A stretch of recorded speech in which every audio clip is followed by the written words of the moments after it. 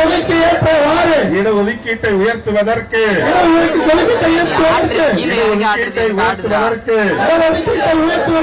உறுதி செய்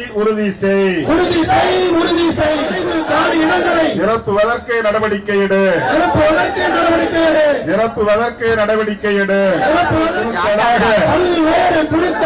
பல்வேறு குழுக்களாக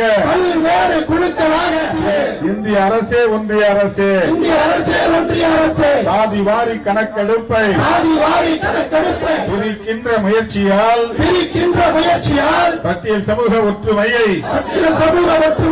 சிதைக்கின்ற முயற்சியை